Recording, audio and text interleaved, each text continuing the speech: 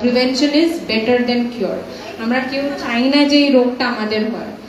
আগে আমরা, যেহেতু আমি গাইনি ক্যান্সারের বিশেষজ্ঞ, আগে আমি মহিলাদের ক্যান্সারদের ব্যাপারে বেশি করে বলবো যে আমাদের দেশে কিন্তু মহিলাদের 3টে ক্যান্সার সব থেকে বেশি দেখা যায়। সেটা হচ্ছে, প্রথমেই আছে হচ্ছে স্তন ক্যান্সার, ব্রেস্ট ক্যান্সার, দ্বিতীয় হচ্ছে জরায়ু মুখের ক্যান্সার, এবং তৃতীয় স্থানে আছে হচ্ছে মুখের ক্যান্সার, ওরাল ক্যান্সার। এবং এই 3টে ক্যান্সার আমরা বেশি করে কেন জোর দিই, কারণ এই 3টে ক্যান্সার কিন্তু আমরা প্রতিরোধ করতে পারি, প্রিভেন্ট করতে পারি, যাতে সেটা ক্যান্সার স্টেজ অবধি না যায়। কি করে? এবার প্রথমেই আসি ব্রেস্ট ক্যান্সার। স্তন ক্যান্সার কিন্তু প্রত্যেক মহিলারাই কিন্তু নিজেদের ব্রেস্ট এক্সামিনেশন করতে পারে, যেটাকে আমরা বলি সেলফ ব্রেস্ট এক্সামিনেশন। এখন এত ভিডিও আছে ইউটিউবে, গিয়ে আপনারা কিন্তু আয়নার সামনে দাঁড়িয়ে সব মহিলারা নিজেদের ব্রেস্ট ভালো করে পরীক্ষা করতে পারবেন। এবং যদি আপনাদের মনে হয় যে কোনো ব্রেস্টে গাঁট মতো আছে, কোনো অ্যাবনর্মাল ডিসচার্জ আছে, গুটলি মতো হচ্ছে, তখন কিন্তু আপনাদের উচিত গিয়ে কোনো সার্জিক্যাল অঙ্কোলজি, কোনো ব্রেস্ট ডক্টরের সাথে গিয়ে তাৎক্ষণিক তখন গিয়ে দেখানো। কাজে ব্রেস্টে যদি হঠাৎ করে তো ক্যান্সার হয় না, সেটা কিছু সবসময় আগে থেকে একটা সিমটম থাকে।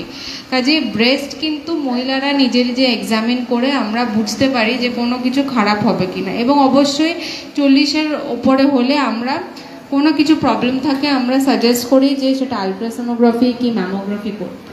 এটা হলো ব্রেস্ট ক্যান্সার। 2 নম্বর হচ্ছে জরায়ু মুখের ক্যান্সার। জরায়ু মুখ মানে যেটা আমরা ইংরেজি শব্দতে বলি সার্ভিক্স, সার্ভাইকাল ক্যান্সার। এই জরায়ু মুখের ক্যান্সার কিন্তু মহিলাদের প্রচুর হয়। এবং এই ক্যান্সারটা কেন হয়? এক ধরনের জীবাণু, যেটা নাম হচ্ছে হিউম্যান প্যাপিলোমা ভাইরাস। এই জীবাণুর দ্বারা কিন্তু এই ক্যান্সার হয়।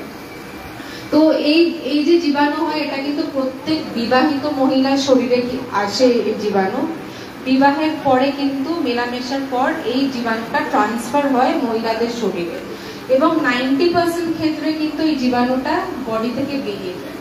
ন্যাচারাল ইমিউনিটি বা যা ধরুন, সব সময় তো আমাদের সব রকম ইনফেকশন থাকে না। যেমন সর্দি কাশি হলো 5-7 দিনে আমরা ওষুধ খেলাম কি না খেলাম, ওটা ভালো হয়ে যায়। তেমনই এই ধরনের একটা ভাইরাস ঢুকে শরীরে, এবং 90% ক্ষেত্রে ইমিউনিটি বা কোনো কারণে এটা শরীর থেকে বেরিয়ে যায়। কিন্তু 10% মহিলার ক্ষেত্রে কিন্তু এই জীবাণুটা থেকে যায়, এবং এটা থেকে থেকে থেকে হয়তো ধরুন 10-15 বছর পরে এটা ক্যান্সারে পরিণত হতে পারে।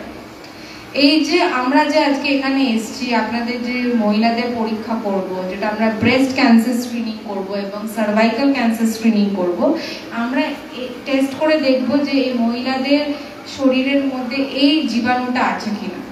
ধরুন কারণ এই জীবাণুটা পাওয়া যায়, তার মানে নয় কিন্তু তার ক্যান্সার আছে, কারণ এটা হচ্ছে এক ধরনের ইনফেকশন। এই ভাইরাসটা হচ্ছে এক ধরনের ইনফেকশন। যেরকম আমরা সকলে কোভিড ভাইরাসের নাম শুনেছি, কিন্তু এই ভাইরাসটা থেকে থেকে থেকে থেকে পরে একটা ক্যান্সারে পরিণত হতে পারে। আমাদের উদ্দেশ্য হচ্ছে টেস্ট করে এই জীবাণুটাকে ধরা, এবং যাদের এই জীবাণুটা ধরুন পজিটিভ এলো বা জীবাণু পাওয়া গেল, তাদেরকে আমরা, এটা ভয়ের কোনো বিষয় নেই, তার মানে নয় কিন্তু তার ক্যান্সার হয়ে গেল, তার মানে তার এই ইনফেকশনটা আছে এবং ভবিষ্যতে তার কিন্তু ক্যান্সার হওয়ার একটা সম্ভাবনা থাকে। কাজে যেসব মহিলাদের এই জীবাণু পাওয়া যায়, আমরা তাদেরকে হসপিটালে ডেকে আমাদের দায়িত্ব সম্পূর্ণ আমরা একটা ক্যামেরা দিয়ে পরীক্ষা করে দেখি এবং সেটার চিকিৎসা আমরা করে দিই। কাজে এইভাবে কিন্তু জরায়ু মুখের ক্যান্সার কিন্তু ইজিলি ধরা যায়। 1 নম্বর। 2 নম্বর হচ্ছে জরায়ু মুখের ক্যান্সার এমন একটা ক্যান্সার যেটার কিন্তু ভ্যাকসিন আছে। আর অন্য কোনো ক্যান্সার কিন্তু আমরা ভ্যাকসিন দ্বারা প্রতিরোধ করতে পারি না, কিন্তু জরায়ু মুখের ক্যান্সারের কিন্তু ভ্যাকসিন বেরিয়ে গেছে।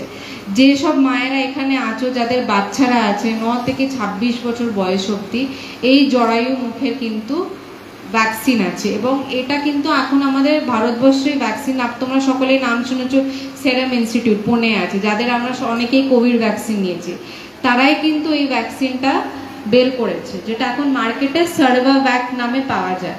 তো 9 থেকে 14 বছর যদি কোনো মেয়ে হয়, বাচ্চা হয়, তাদের কিন্তু 2টো ডোজ লাগে। আর 15 বছর থেকে 26 বছর বয়স হলে তার 3টে ডোজ লাগবে। কাজেই আমি এখানে অনুরোধ করছি সব মায়েরা যারা আছো, যাদের মেয়ে আছে, ছোট ছোট বাচ্চা 9 থেকে 26 বছর বয়স, যাদের বিবাহ হয়নি, তাদের কিন্তু অবশ্যই তোমরা ভ্যাকসিন দিয়ে দেবে। এখন এই ভ্যাকসিন কিন্তু গভর্নমেন্টের স্কিম মানে আমাদের ইমিউনাইজেশন প্রোগ্রামে ঢোকেনি, হয়তো শিগগিরই 1-2 বছরের মধ্যে ঢুকে যাবে, কিন্তু আপাতত নেই। কিন্তু তোমরা চাইলে যে কোনো হয়তো তোমাদের পিডিয়াট্রিশিয়ান বা কোনো গাইনোকোলজিস্টের সাথে যোগাযোগ করতে পারো, বা আমাদের সাথে যোগাযোগ করতে পারো। আমাদের হসপিটাল থেকে এখন ভ্যাকসিন দেওয়া হচ্ছে না, কিন্তু আমি তোমাদের বলে দিতে পারি কোথা থেকে এই ভ্যাকসিন পাবে। এবং হয়তো তোমাদের মনে একটা প্রশ্ন হতে পারে যে 26 বছর কেন, তার উপরে কেন নয়? কারণ আমরা এই যে 26 বছর যার যে মহিলার বিয়ে হয়ে গেছে তাকে আমরা সাজেস্ট করবো না যে ভ্যাকসিন নিতে।